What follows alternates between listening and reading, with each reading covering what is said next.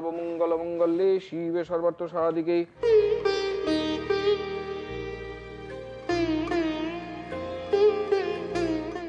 মা গো, আমার দিদিকে ভালো করে দাও মা,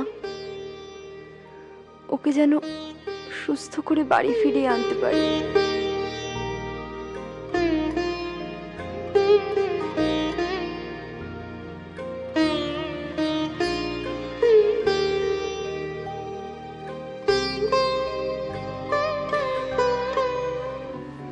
আজকাল সব মেয়েরাই এরকম কাজে যায়। আমি এলাম মা, আমার দেরি হয়ে যাচ্ছে। দিদি শোন না, বলছি আমি তোকে সাইকেলে করে বাস স্ট্যান্ড পর্যন্ত ছেড়ে দিয়েছি। থাক, আমি রিকশায় চলে যাব।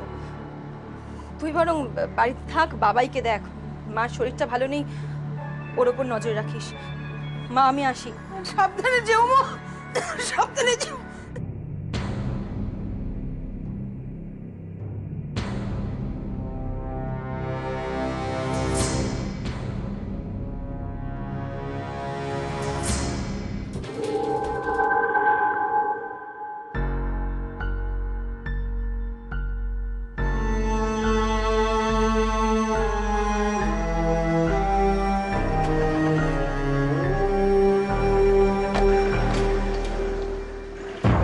গাড়ি?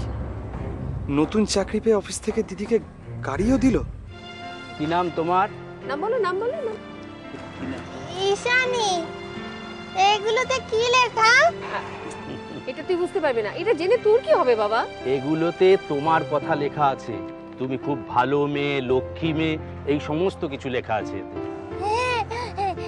কে লিখেছে? দেবী? তোমার বোন তোমাকে খুব ভালোবাসে, তাই না?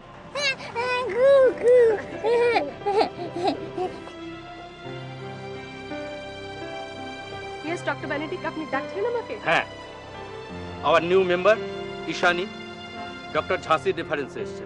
I C. হ্যালো ঈশানী, এসো আমার সঙ্গে। কোথায়? আজ থেকে আমরা বন্ধু, আমি চন্দ্রা ও এমিলি। তোমরা আমার সাথে খেলবে?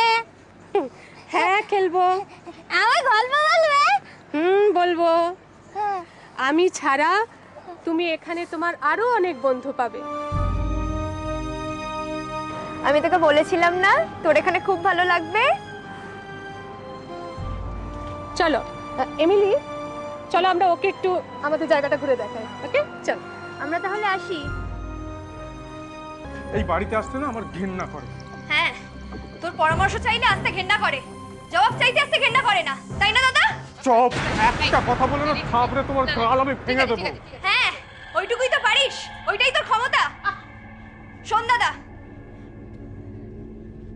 এতদিন বাড়ির হেড অফ দ্য ফ্যামিলি হয়ে থেকেছিস, অথচ দিদির ট্রিটমেন্টের জন্য কিচ্ছু করিসনি। এখন আমি একটা ব্যবস্থা করছি আর এখন এসেছিস বাগড়া দিতে? তুই একটা অমানুষ হয়ে গেছিস।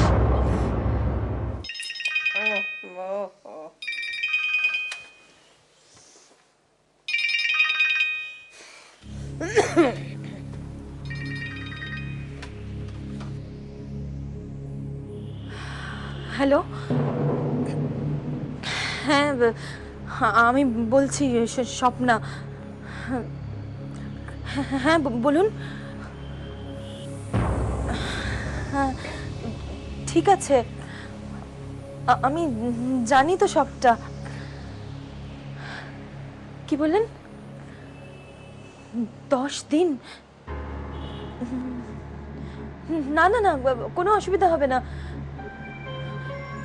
বাড়িতে বাড়িতে আমি আমি ম্যানেজ করে নেব। আমি তাহলে এখন রাখছি।